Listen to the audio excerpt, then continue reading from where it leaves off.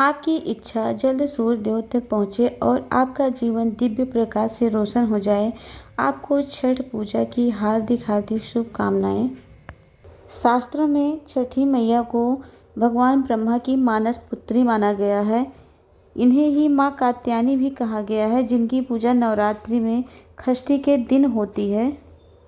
आइए छठ पूजा की पौराणिक कथा सुनते हैं।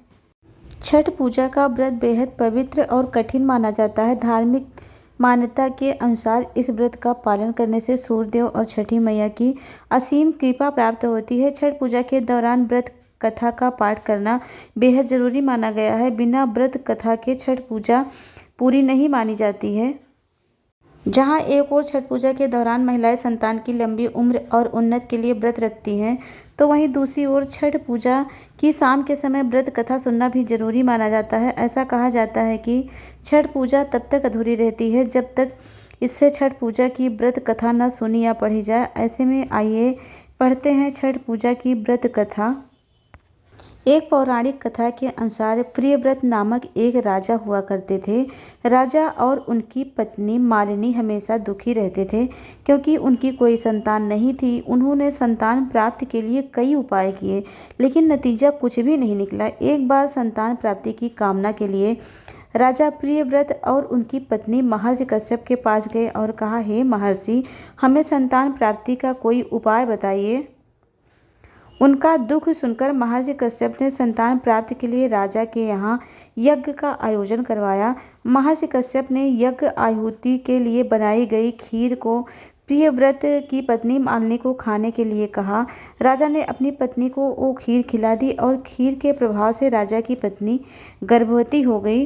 फिर 9 महीने के बाद रानी को पुत्र हुआ, लेकिन वो मृत पैदा हुआ। यह देखकर राजा और उनकी पत्नी और भी ज़्यादा दुखी हो गए।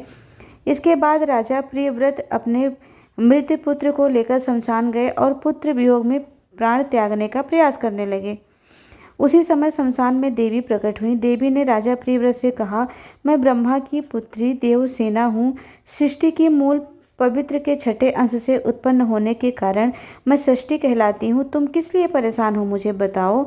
राजा ने सारी कहानी बताई। इसके बाद षष्ठी देवी ने राजा प्रियव्रत से कहा कि अगर तुम मेरी विधि पूर्वक पूजा करोगे तथा दूसरों को भी मेरी पूजा करने के लिए प्रेरित करोगे तो तुम्हें अवश्य पुत्र रत्न की प्राप्ति होगी।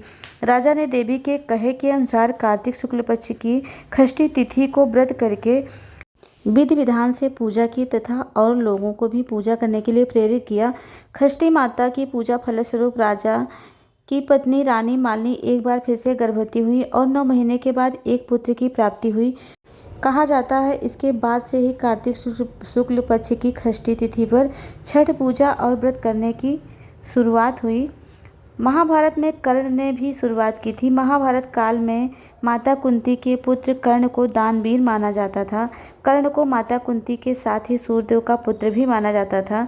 कर्ण को सूर्यदेव की विशेष कृपा प्राप्त थी। कर्ण नियमित रूप से सुबह उठकर घंटों में पानी में खड़े होकर सूर्यदेव को अर्घ्य देते थे तथा सूर्यदेव की कृपा से कर्ण एक महान योद्धा बन गए थे। छठ पर एक पौराणिक कथा के अनुसार जब पांडव जुए में अपना सारा राजपाट हार गए थे, तब माता द्रौपदी ने छठ व्रत रखा था। भगवान कृष्ण के कहने अनुसार व्रत के पूर्ण फलों से पांडवों को अपना राजपाट वापस मिल गया था।